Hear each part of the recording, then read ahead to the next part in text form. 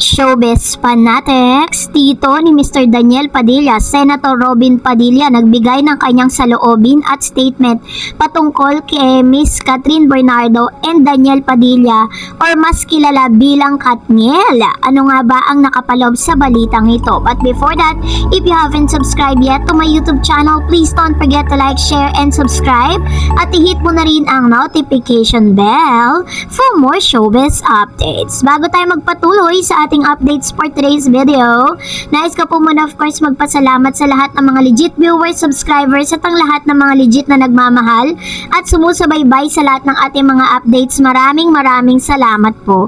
And for today's video, bago tayo dumako sa proper topic natin, dahil matapos nga pong ideklara na ang Katden is the most popular love team of the year. Aba, ang dami pong nagpuprotesta sa social media patungkol sa bagay na ito. Ang dami pong mga kumukuda, ang dami nagko-comment, ang dami pong mga toxic bashers na sinasabing bakit daw si Alden at si Catherine ang tinuguri ang most love team or love team of the year 2024. Bakit daw silang napili? Well, ang sagot lang dyan, hindi po kayong hurado. At sila lang po ang may karapatang mag-decide. At kung susuriin naman talaga natin, deserve naman talaga nila yan. Ang sinasabi kasi nilang deserve na manalo is ang ito daw si Kim Chu at saka si Paolo ang Kim Pao. Hindi natin dinidisregard or parang hindi natin parang di natin dinidisregard yung karapatan nila maging love team of the year, diba? Kasi marami rin naman talaga silang napatunayan. Pero bago pa magkaroon ng Kim Pao, may Katden na po. Yun po ang katotohanan. So habang busy po si Mr. Alden Richards para sa kanyang world tour kasamang ilang sa mga artist po ng GMA Sparkle Artist Center, ay ikutin po nila ang buong Canada, Calgary, Canada, ang pinakahuli nilang pupuntahan. And then afterwards is mauumpisa na po nila yung kanilang taping na Hello Love Again.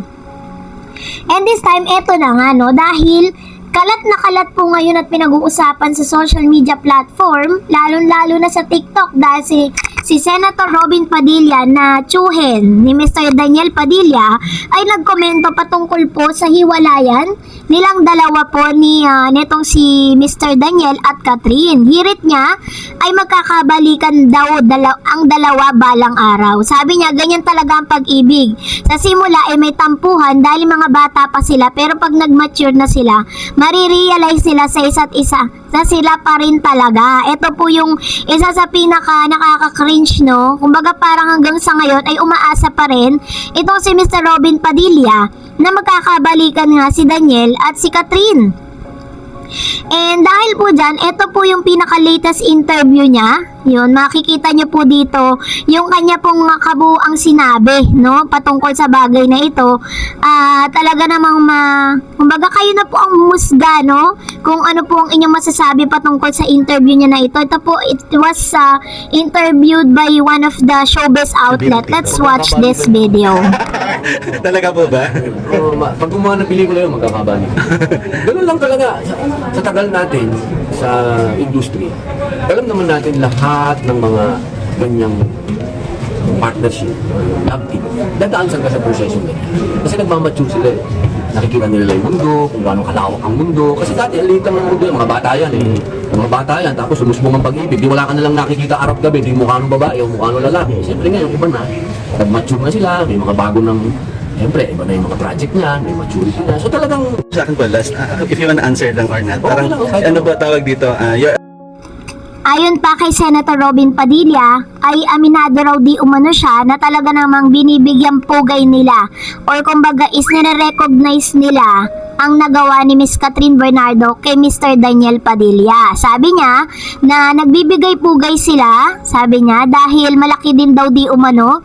Ang buong Padilla ay malaki ang pagpupugay namin kay Catherine dahil nagbigay rin ng break kay Daniel, kaya ang paggalang namin kay Catherine ay sobra-sobra. Pero sabi ko nga sa inyo, at the end of the day, kahit ano pang sabihin ni man ng mga kamag-anak or malalapit po kay Alden o kay Daniel man yan, at the end of the day, it's not Alden Richards, it's not Daniel Padilla's family or Daniel Padilla himself will decide kung sino po talaga ang gusto ni Miss Catherine Bernardo. Tanging si Catherine pa rin po ang magde-decide sa bandang huli.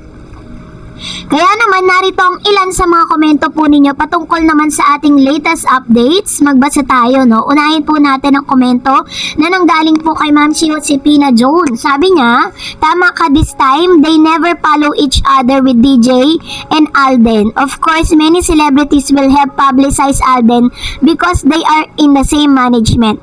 Plus, they have to support the management for marketing of the upcoming HLA. No doubt, Alden has good personality and I never heard any bad news about him. So what's the reason of praising Alden? That's why we have to respect Alden and Kat. Don't force Alden for Kat just because both of them are kind-hearted. Consequently, many fans would have developed. Hindi naman po, kumbaga parang with all due respect, Ma'am si Josepina, no? Hindi naman po natin pinoforce, ano? Tanging sila rin naman talaga ang nagpapakita ng motives at mga ebidensya na talagang they really like each other. Ito pa, sabi niya, consequently, many fans would have developed an obsession for Kat din as a couple. Those fanatics, fans of Alden and Maine remain delusional that Maine and Alden are married, have child. We don't want that to Kat then happen. I understand exactly how you feel right now, Ma'am si Josepina. Sabi naman ni Ma'am si Mr. Renato Sayon, wahaha, unfollow to a certain person without following on first place. Nice try, galing Miss Dareds. Thanks for your update. Ayun. So, salamat po, Mr. Renato Sayan, sa inyo pong palagi ang panonood at pagsuporta na rin sa ating pong Facebook page. Ano? Sa lahat talaga ng social media platform natin, lagi natin nakikita si Mr. Renato. Ang husay-husay talaga niyang sumuporta. At nakikita natin how he really love Alden Richards and Catherine Bernardo. Sabi ng isang user, okay lang yan na mag-unfollow sila sa isa't isa. Hindi na yan makakapagtaka at karapatan nila yan. Siguro naman hindi sila mag-aaway ng ganyan kasi mabuti naman yung ugali nilang parehas, lalo-lalo na si Alden. Hindi naman sila mga taong kalye at nag-respectful naman silang dalawa. Respect na lang sa nararamdaman ng iba. Stop na lang po sa mga walang magawa dyan. True. Yun naman po talaga yung pinaglalaban natin dito, 'di ba? Kasi kahit ano pong pambaba siya ginagawa kay Miss Catherine at Alden, never po silang nag-retaliate. Wala po silang pagkakataon para gumante at wala po silang ginagawang paraan para po ibalik yung mga hits na nararanasan po nila sa ngayon. Dahil sabi nga ni Miss Catherine, at the end of the day, kahit ano pong sabihin ng ibang tao, hindi po yun ang magde-define sa pagkatao niya. Sabi naman ni Ma'am Elvira Lim, mabait kasing anak kaya malapit ang biyaya. Di tulad ng ibang artista, humihiwalay agad sa magulang tapos may mga lalaki na punta ng kanilang pondo, sikat babaeng Pilipina. Yan. So, ito naman po yung kanyang komento patungkol dito. And no doubt that they are really a good son and daughter sa kanila pong mga pamilya. And that's it for today. For more videos and updates, please don't forget to like and subscribe. And please don't forget to follow my Facebook page, Dareds TV. God bless everyone!